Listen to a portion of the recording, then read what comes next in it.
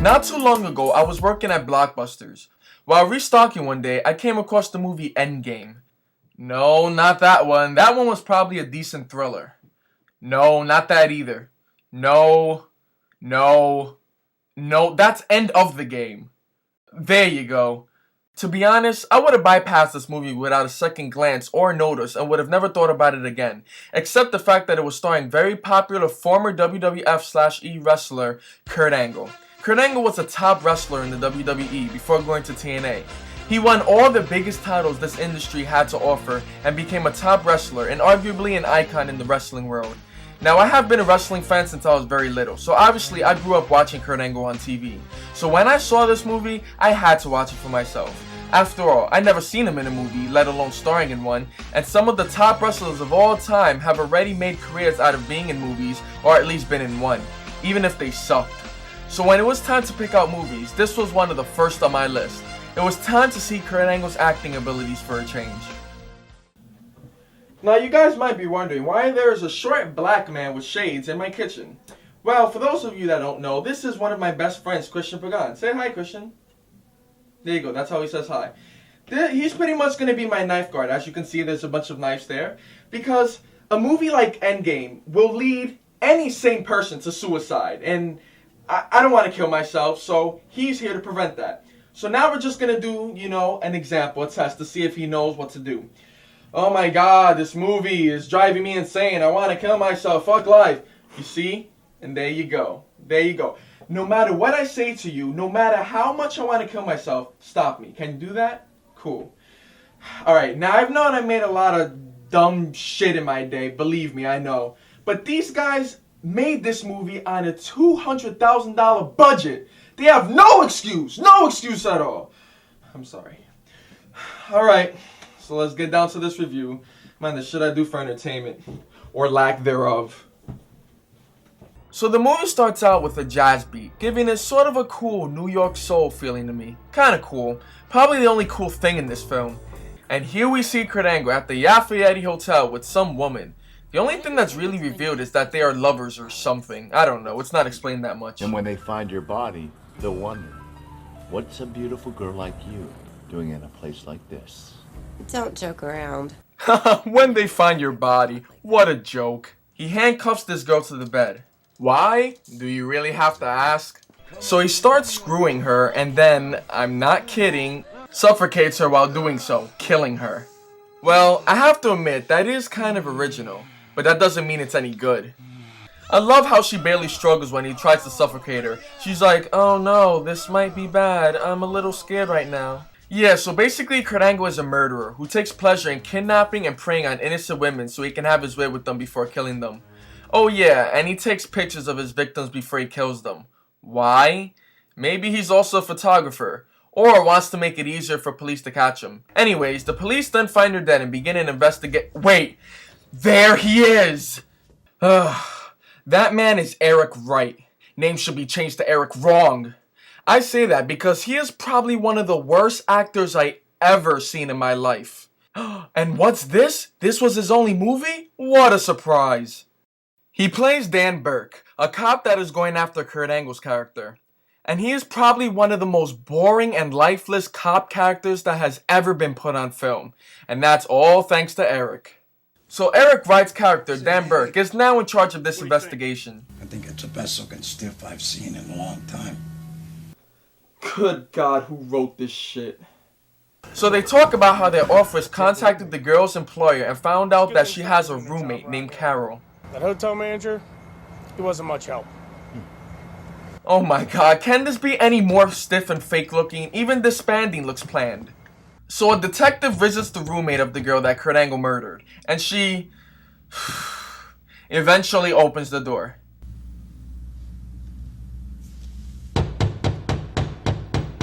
There you go. Or at least she thinks it's a detective. It's actually...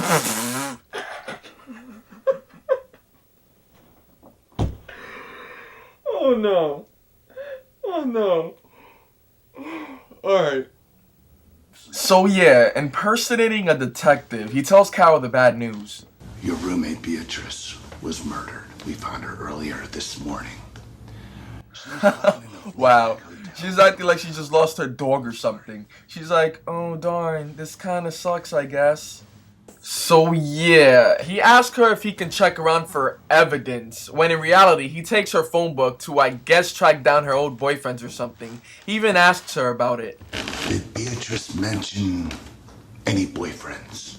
Why does he care so much? No fucking clue. Seriously, isn't his whole thing just to find girls to screw around with and then murder? What sense does it make to find old boyfriends? And he didn't kill this girl, Carol, when he had the chance because...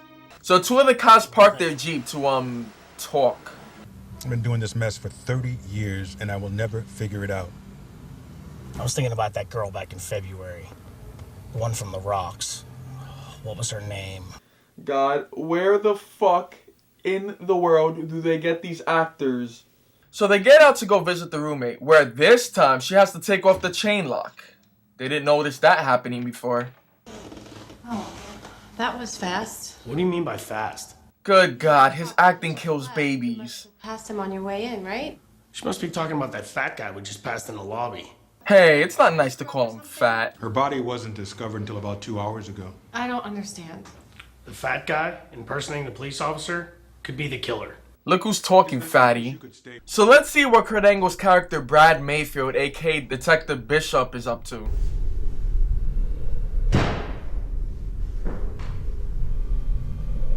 Does he usually stand in front of the door once he gets in for 10 seconds before doing anything?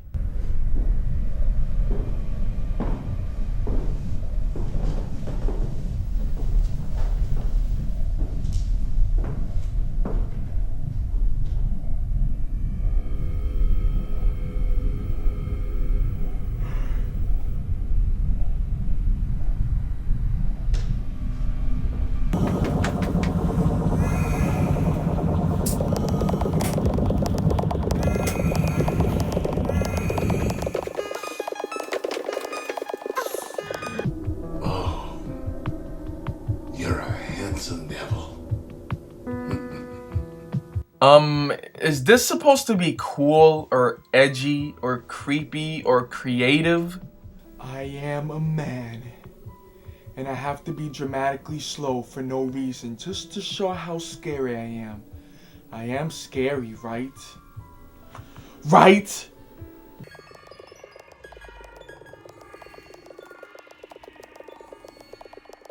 So Bert's talking to his wife about seriously nothing at all or nothing important to the plot. Yeah, you're happy. I didn't marry you for better or worse. Just for better. Wow, what a bitch. So there's Bergman, who I guess had a sexual relationship with Beatrice Fraser, the girl from the beginning. Hence Mayfield asking questions about him in the beginning. Who's this disgusting old man that I saw you with tonight? Then again, she probably was a prostitute, I guess. Whatever, who cares? So him and his driver are talking about the murdered girl and how to make sure nobody ever finds out about his connection with her. You know, since he's married and all. So yeah, the limo guy knows some former CIA guy that can help them. So Burke meets up with his friend Mr. Ackerman, who is teaching a class, doing a really gay alien-looking dance. As he tries to find information about Beatrice Fraser's death, and whom I'm guessing he was her dancing teacher. He asks about if the teacher knew about a boyfriend she had, because, you know, they somehow have that evidence so far, that it was a past boyfriend. Carol was a bad influence on Beatrice ever since they moved in together. Now you talk. What makes you say that? How can I put this politely? She was only ever interested in making money and not art. You know, I tried to tell her the only people who do things for money are whores. In order to be a really great dancer, you have to dedicate your life to the dance. Wow, so Carol, the roommate, is not liked by the teacher. Does this have anything to do with anything? Anything at all? No. Where were you the night Beatrice was killed? I was at home. Now you talk. Is there anybody that can verify that? No. Am I a suspect, detective? It's a good possibility. Well, until you find anything more pressing to ask me, I really have a class to teach. Yes, he's a suspect. It's a mystery. Ooh, who did it? Oh, wait. We know who fucking did it already, so this is fucking pointless. Why does he look so evil? We know who did it. You're not fooling anyone, movie. So yeah, Bergman's thug of a limo driver is telling the CIA guy to go to Carol's house and get back any statements or phone books that pertains to Bergman. The limo driver claims she isn't home because she's a stripper and he knows her schedule.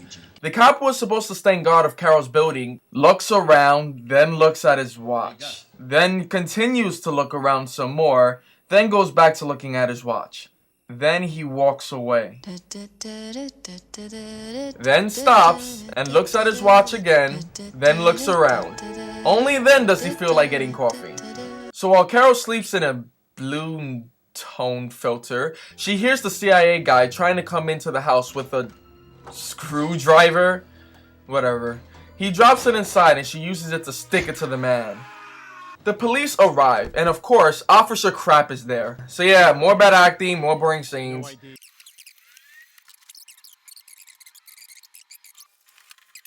Now here we are at Fraser's funeral.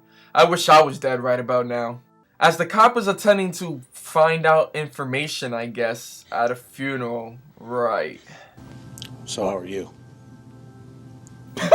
I'm okay. How are you, sir? Is this a joke? Hold up. Kurt Angle, you're not fooling anybody. Just because you wear a wig and glasses doesn't mean he won't recognize you when you don't have them on. God, this movie paves the way for cheesiness and corniness everywhere. I'm not Jet. Look at me. I mean, I have glasses and something on my head. Who the hell is Jet? Not me. Do you mind if I ask you for some identification? You know, for a cop to not know how this guy looks like, he really has amazing guesses. What is he, a fucking mind reader? I said some identification, please. So Kurt Angle has no choice but to pull out identification and give it to Burke. But, how conveniently, the girl's mom, I guess, randomly passes out, slowly, giving Kurt the chance to escape. What a coincidence. So Burke gives the ID to the other cops, who's apparently patrolling Mayfield's apartment or something. So we see Kurt Angle. Okay, fine, I call him by his character's name. Brad Mayfield. Checking into a motel. Okay, how much is it a night? 29 a night. You know how long you're staying? A few days, maybe? I don't know. Will this do? That'll cover for it, sure.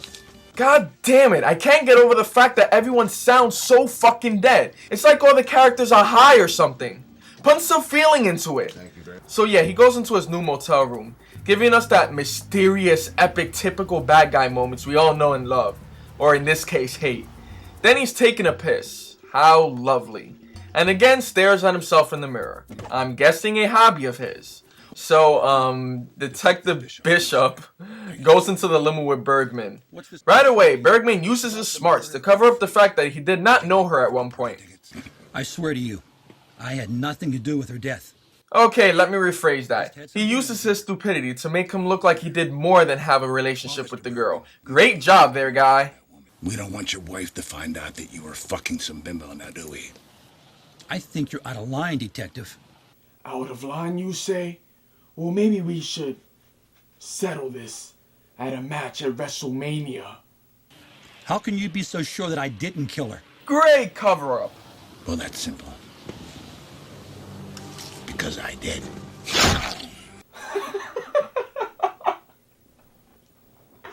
No, the movie didn't just do that. Tell me the movie didn't just do that.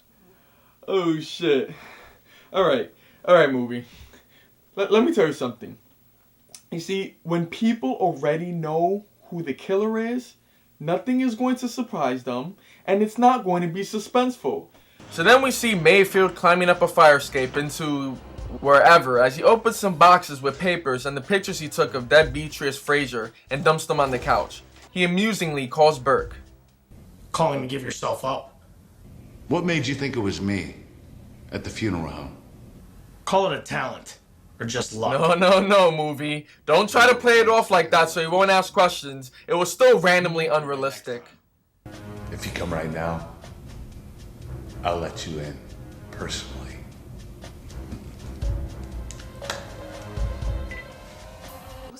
No, that was a weird call. Not like he was the murderer who threatened to murder me and my family or anything. How do you get this number? I don't know. You know, that's a great fucking question. And of course, it doesn't question or bother Burke. Kurt Angle then burns the stuff he threw on the couch earlier. Yes, so there was no need to take pictures of her dead now, wasn't it? So here you can see that the apartment he burned was the same apartment the cops were in front of earlier, which was his apartment. Guess the cops didn't think he would ever use the fire escape and instead would rather ask the cops to please move out of the way so he can go home. I think we lost him. No, you think? You're gonna be here all night. Probably till morning. Still failed to see a decent actor yet. Who is it? Detective Burke. It's open. It's opened? It's opened? Your roommate dies. The murder goes to your house. Some guy tries to randomly break in. And you leave your fucking door open? I've been wanting to know how Beatrice died. She was suffocated during sex. Wow. I bet she didn't think she'd hear that. So the teacher from earlier that swore he didn't like Carol is now comforting her and offering her to come back to his dance thing as long as she quits stripping. Who cares? Next. Kurt Angle's having a good time with another worker in his last day of work because he supposedly found another job. Next.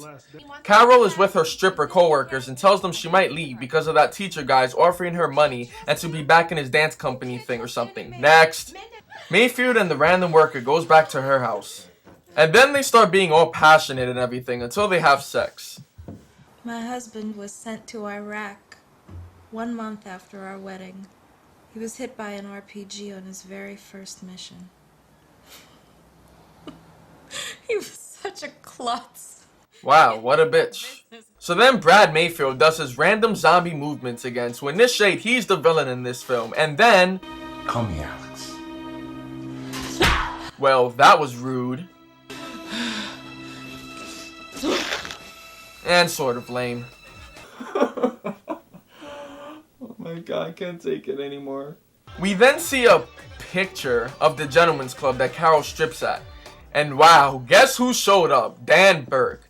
Wow. As they look at each other. Kinda makes you think they like each other, you know? Like it's more than an investigator, roommate, of victim relationship. You caught my act last night? I was there. It was strictly business. Oh yeah, was it?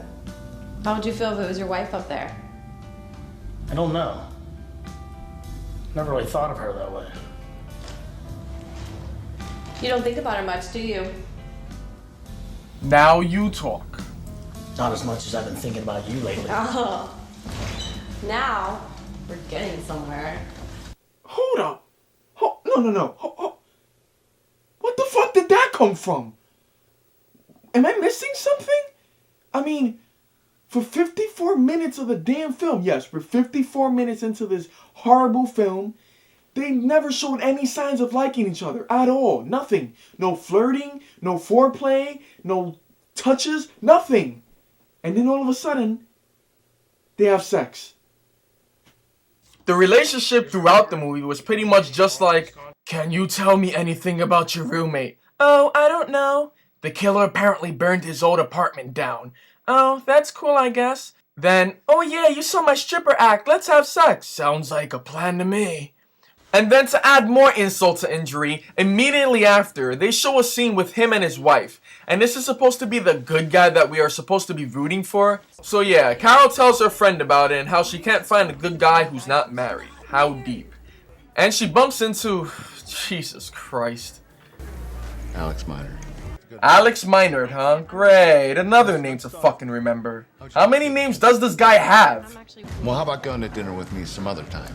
Do you like Chinese food? What? Oh, he said Chinese food. Get it? The same thing he said when he was acting like a detective. Maybe I could take you to dinner sometime. Do you like Chinese food? And of course, she didn't catch that. What's your number? Carol Peterlake. I'm in the book.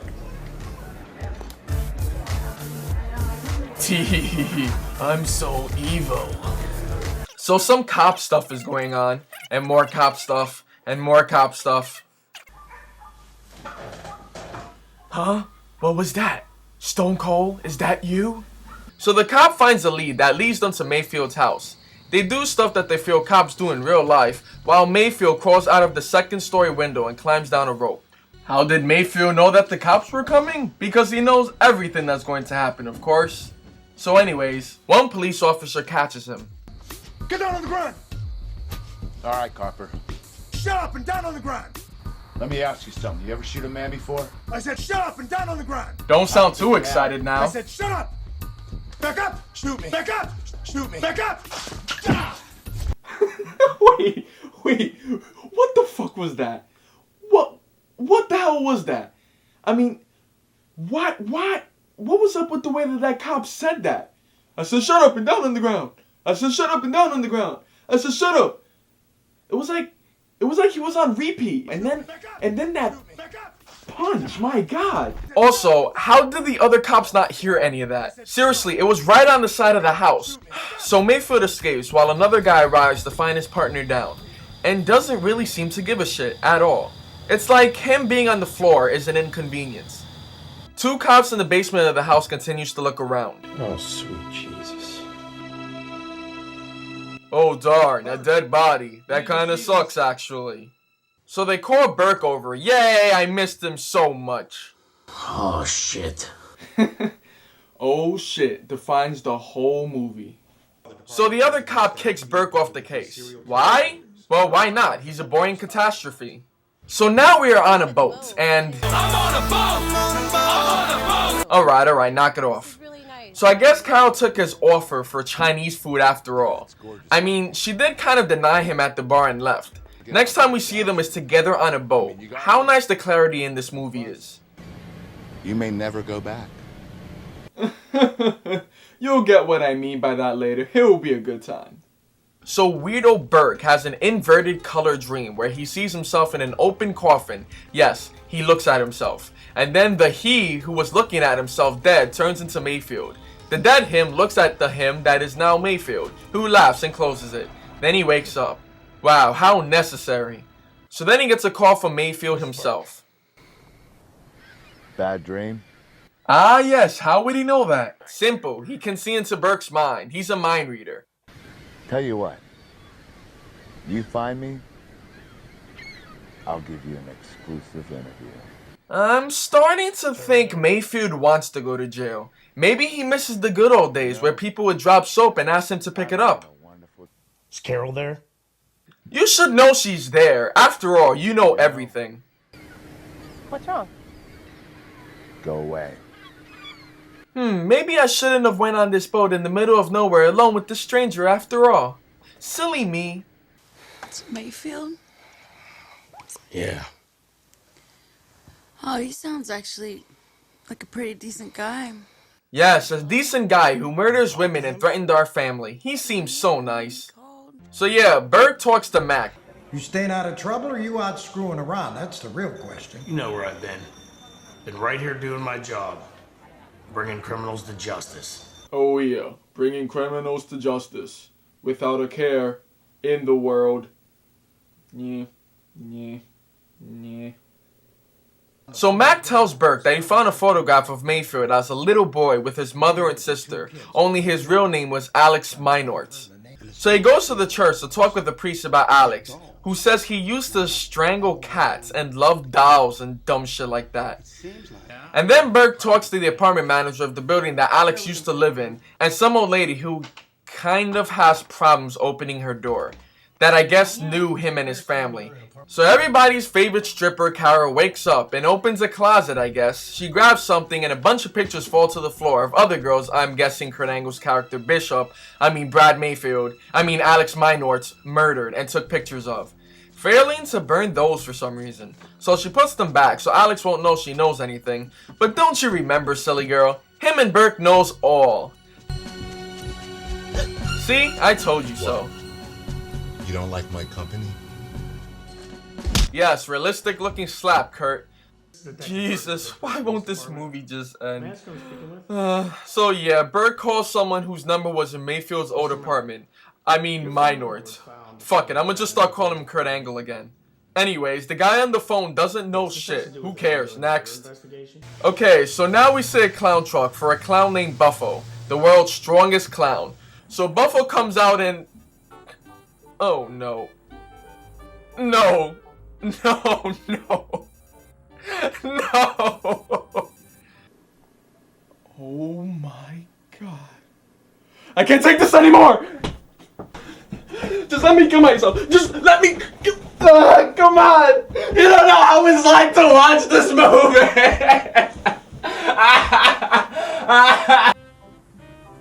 Buffo? I'm sorry. He's a little tied up right now. Ha ha ha, get it? Because he is literally tied up.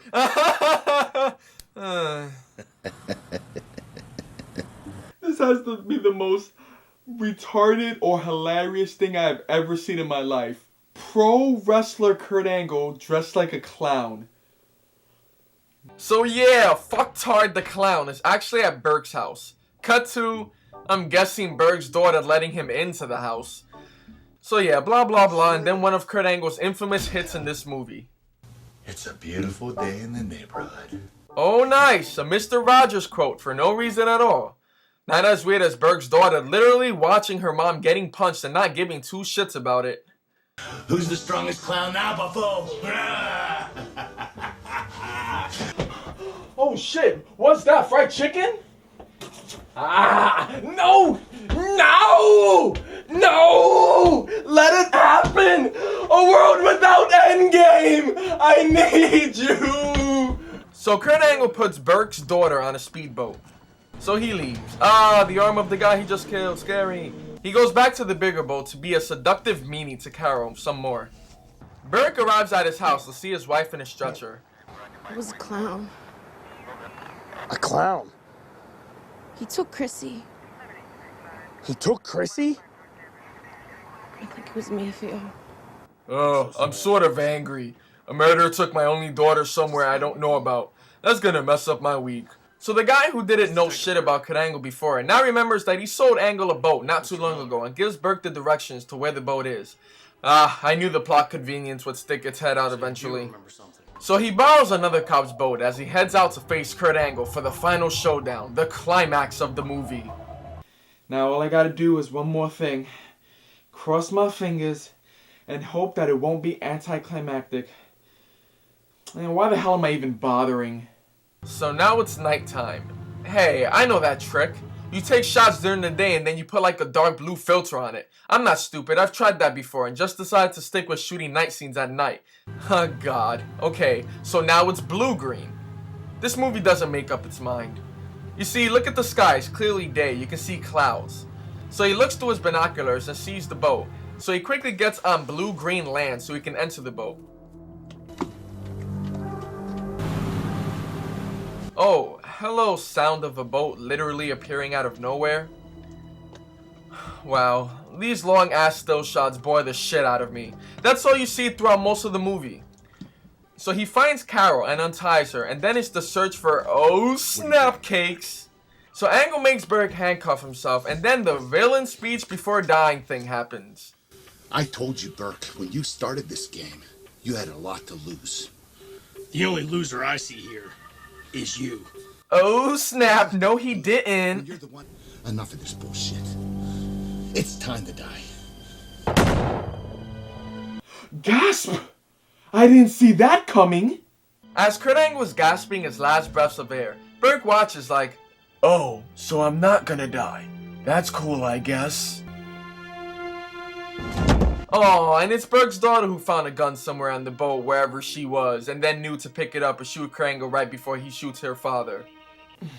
So any normal person at this point would be shaken up, in shock, trembling, having some type of crazy emotion, not believing everything that just went down. All he does is turn stare at his daughter, just staring with no real emotion. He's like, oh, that's cool, I guess. You saved my life. I think I might up your allowance a little bit. Actually, it's almost like he's mad at her. Like, damn it, if you would have let me die, the world could have been without Dan Burke. And I personally agree. I think that would be a fun idea. So the police arrive to the scene one final time. So Burke is reunited again with his daughter, as Carol is so cold she needs an oversized coat. I think it's time for a career change. Yeah, fuck the police, I guess. This job kinda messes up my mood sometimes. Yeah, just wanted to show you that I was serious. Hence taking off the badge right after stopping to look at you. And here you go. Remember me as the guy you fucked once for no reason while I had and still have a wife. And I'll probably never tell her we did. Okay, bye-bye, I guess. So that was Endgame, everybody, and thank God that it did in fact end. Because honestly, I do not know how much more I would have been able to take. I really don't. Overall, I think this is one of the most boring, dragged on, uneventful, and unexciting movies I've seen in a long time. Now yes, it's not one of the worst movies ever made, but it's definitely up there. The acting is awful, stiff, boring, and definitely not emotional or expressive at all.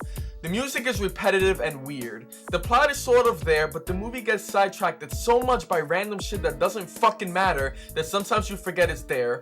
The supporting actors are way better actors than the main ones. Most scenes drag on too long, and I mean long.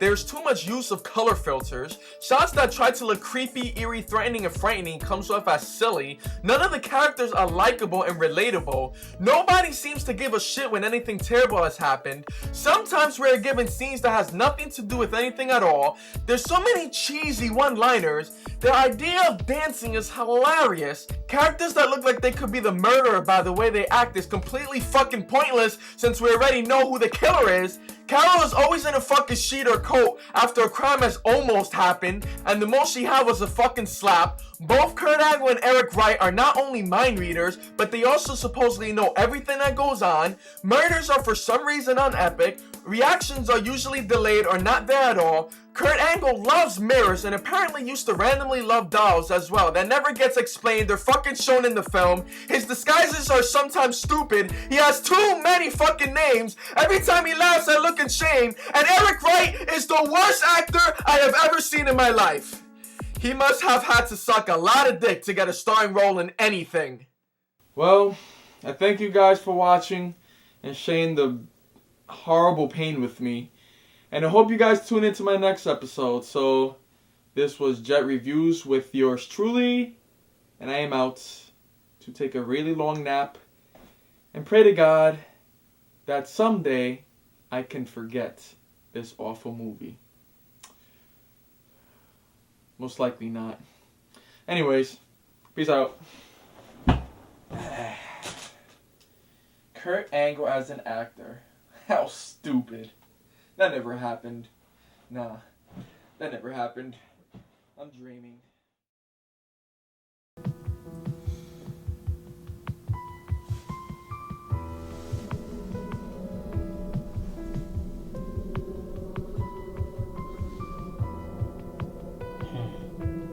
Negro.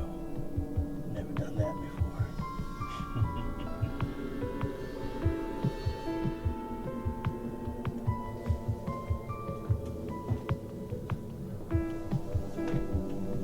There's no movie called Endgame. Kurt Angle has never acted in his life. None of that really happened. All that was Christian Pagan, what the hell are you doing here, man? Christian Pagan? There is no Christian Pagan. Jet. Well, yeah. If you're coming about your knife guard duties, I already finished the review, and I'm just trying to forget it now. So you can go ahead and run along now. I think you misunderstand, Jet. This isn't Christian Pagan. This is Brad Mayfield. Yeah. Ew, you're that guy that Kurt Angle plays in Endgame. Yes, the one and only, the handsome devil. Oh my God, will this nightmare end? You were making a lot of fun of Endgame, and of me. I'm here to make you pay. Make me pay? Wait, you're not gonna kill me, are... Wait. No Endgame when I'm dead. Actually... I think you should kill me. I made fun of you. I made fun of your movie. Pretty much everything you stood for. So, honestly, if you want to kill me, then by all means, I think you have the right. So, go try to hit me somewhere over here. Not too painful. So. Kill you. That would be far too easy. In fact, I have a few surprises for you, Jet. Endgame style. What the hell are you talking about, man? Don't be playing with me, man. Don't be playing with me with that Endgame shit. What the hell? I decided to affect your electronics with an endless endgame loop. Yes. Could you imagine it? That means you'll be watching Endgame on your television, on your Xbox, even on your In fact, I even took the liberty of putting in a little program on your radio, and every time you take on the light, you take a shit, I'll let you in personally. you'll be hearing Endgame forever. You'll be hearing Endgame. No! No! Why would you do that? No! Just kill me!